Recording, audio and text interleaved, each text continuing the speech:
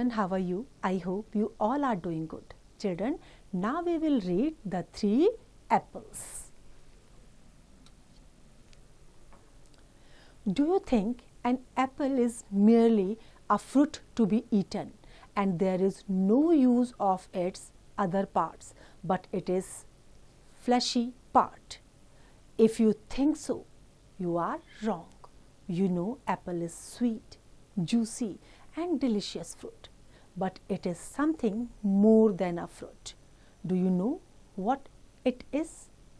Now read the story and learn what you can do with what you throw away thinking it useless.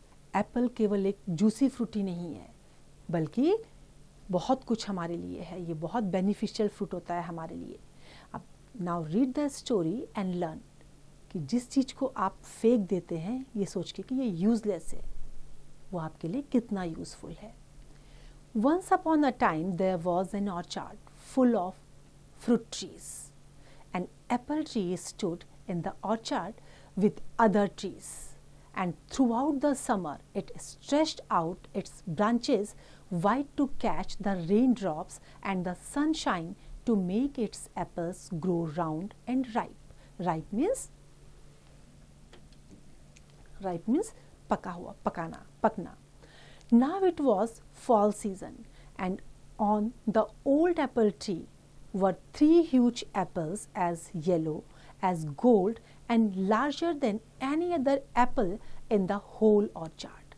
The apple tree stretched and reached as far as it could until one fine day the branch on which the 3 gold apples grew hung over the orchard wall. अब Apple tree जो था वो इतना ज़्यादा फैल गया था कि उसकी जो ब्रांचेस थी वो वॉल तक पहुंच गई थी, और उसमें जो है वॉल में जब वो पहुंच गई थी तो वॉल के ऊपर जो है वो गोल्डन एप्पल्स जो है लटके हुए थे.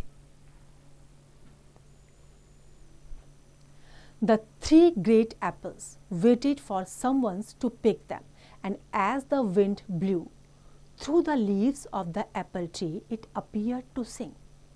The tree has apples 3. Anyone who uses one, well, shall a treasure see. Treasure means खजाना. अब जो एप्पल्स थे वो वॉल तक पहुंच गए थे, वॉल में लटक रहे थे. उनमें से जो एप्पल्स बिल्कुल पक गए थे जो, अब वो चाहते थे कोई उनको तोड़ ले. तो जब हवा बह रही थी तो ऐसा लग रहा था कि उस हवा के साथ वो कुछ गाना गा रहे हैं. अब क्या गा रहे थे कि जो 3 एप्पल्स हैं पेड़ में, जो कोई उनको तोड़ेगा उनको एक खजाना मिलेगा, वो एक खजाना देखेंगे, वो सरप्राइज देखेंगे, उनके लिए कुछ वहां पर है. Then one bright sunny morning along came a naughty little boy called Henry. While passing by the orchard wall, he looked longingly. Longingly means चाहते हुए, मतलब उसका बहुत इंटरेस्ट था, बहुत वो उनको चाहता था कि वो उसको मिल जाए. At the 3 gold apples, he wished to have one of them. अब जब हेनरी वहाँ से निकला तो उसने जब उन एप्पल्स को देखा तो उसकी बड़ी लालच भरी नज़रों से उसको देखा. उसने, उसकी इच्छा थी कि वो उन गोल्ड एप्पल्स को ले ले. He wished to have one of them. At that very moment, the wind sang its melodious song again. Melodious जो बहुत मीठा होता है, जो बहुत मधुर होता है. तुरंत जो है हवा बही और हवा ने एक मेलोडियस सॉन्ग को दोबारा से गाया. As the leaves rustled in the breeze, the apples swayed and one of the fat golden apples fell at Henry's feet. Henry jumped with joy. क्या हुआ? जैसे ही हवा बही एप्पल भी उसमें जो है हिलने लगे, और हिलते के साथ ही क्या हुआ, उसमें से एक जो गोल्डन एप्पल था वो हेनरी के पैरों के पास गिर गया. हेनरी बहुत खुश हुआ. He pounced on it and rubbed his hand on its surface, loving the smooth feel. How sweet it smelled and how delicious and juicy it must be. Henry could think of nothing but to eat it. जब उसने उसको गिरा पैर के पास तो तुरंत उसको उठाया उसने और फिर अपने हाथ उसके सरफेस को रब किया और उसकी जो सुंदर से स्मेल थी उसको फील किया और उसको क्या लगा कि ये बहुत डिलीशियस है. अब हेनरी की समझ में और कुछ नहीं आ रहा था सिवाय उसका मन ये कर रहा था कि वो उसको खा ले. He had not eaten his breakfast and felt a little hungry. He tossed it up in the air like a ball. Then he promptly put it into his mouth and took a great bite of it. Then another bite and another. Soon there was nothing left of the apple but the core, which Henry threw away. He licked his lips and went on his way.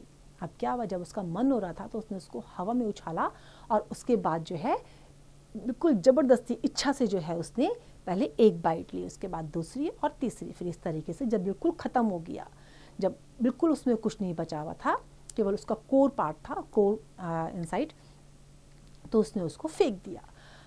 After some time a pretty little girl named Mary came down the lane that passed by the orchard wall. She looked up at the two beautiful shining apples that hung on the branch of the old apple tree, and she listened to the wind as it sang in the branches to her. अब कौन आया? Mary. अब केवल 2 golden Apple रह गए थे, तो जैसी हवा चली उसने भी वो सॉन्ग सुना. क्या था वो? The tree has apples too, a treasure they hold for a girl like you. कि पेड़ के पास क्या है? 2 एप्पल हैं और ये खजाना तुम्हारी जैसी लड़की के लिए है. Mary was surprised to see a tree which has beautiful apples and also sang. Then the wind blew harder and an apple fell on the road right in front of Mary. She picked it up joyfully. She had never seen such a large and so golden an apple. She held it carefully in her clasp. अब जब Mary को बहुत आश्चर्य हुआ, उसने जब वो song सुना तो उसको बड़ा आश्चर्य हुआ. अब जैसे ही तेज हवा बही तो क्या हुआ, एक जो एप्पल था गोल्डन वो रोड में गिर गया मैरी के सामने. मैरी ने खुशी खुशी उसको उठा लिया. Hands and thought what a pity it would be to eat it because then it would be gone. अब उसको जब उसने हाथ में उठाया तो उसको ये लगा कि अगर वो खा लेगी तो ये हमेशा के लिए ख़त्म हो जाएगा. Mary was a systematic girl who always took good care of her things. She wanted to preserve this lovely fruit which she had found. Preserve करना, सुरक्षित रखना. अब मैरी जो थी वो एक सिस्टमैटिक गर्ल थी, वो चीज़ों की केयर करती थी और वो इस सुंदर से सेब को, सुंदर से फ्रूट को वो सुरक्षित रखना चाहती थी. Moreover, she had to hide it from her younger brother who was a rather mischievous boy.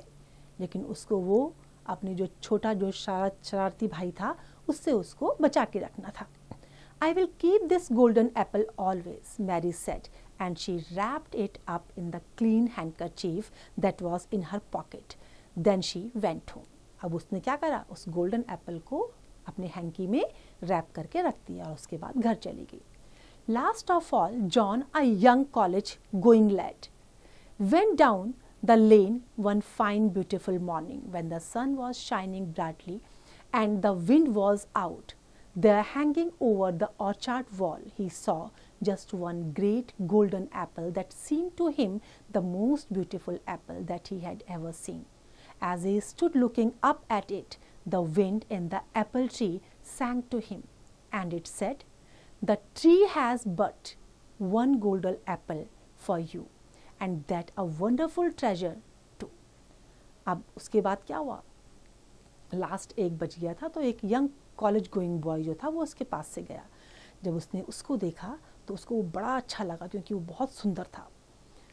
दोबारा जो है जब वो उसको देख रहा था तो हवा में सेम वही सॉन्ग जो है उसने सुना और उस सॉन्ग में क्या बोला गया था कि ट्री के पास अब केवल एक गोल्डन एप्पल है तुम्हारे लिए और ये जो है एक बहुत वंडरफुल ट्रेजर है.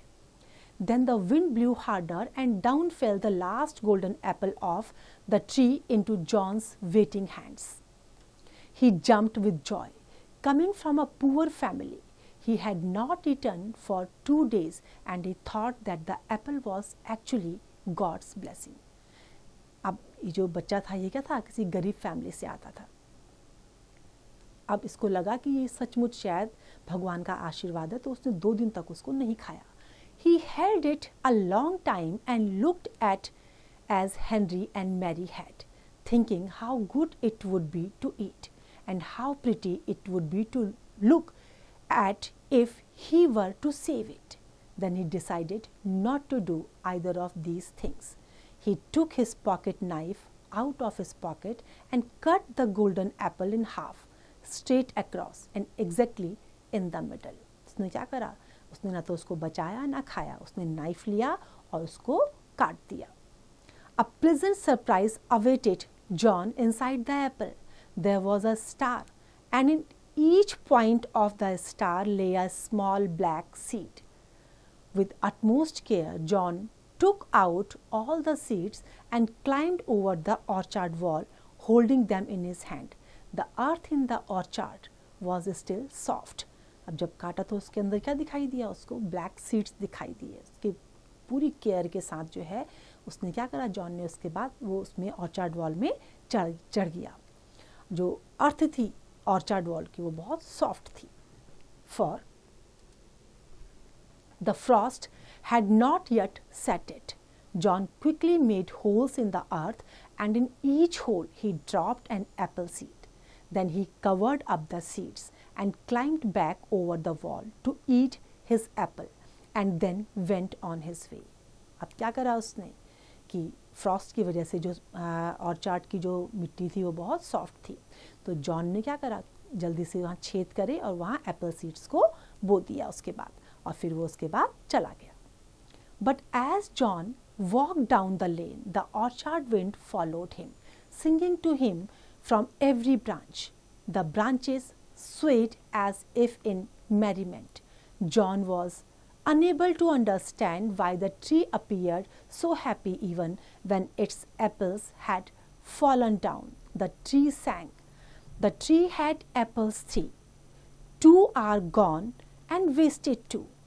But thanks to you, there will be hundreds of apples for free. अब जब वो नीचे जाने लगा तो वो हवा साथ साथ उसके चलने लगी. अब उसको समझ में नहीं आया कि इतना खुश क्यों थी ये. जब उसने ध्यान से सुना तो ट्री ने क्या गाना गाया कि पेड़ के जो है 3 एप्पल्स थे, जिसमें से 2 तो वेस्ट हो गए, लेकिन तीसरे के लिए उसने जॉन को थैंक यू बोला और क्या कहा कि अब इसके बाद जो है इसमें हंड्रेड्स ऑफ एप्पल्स होंगे जो बिल्कुल फ्री होंगे. Now John understood the selfless nature of the tree. Selfless,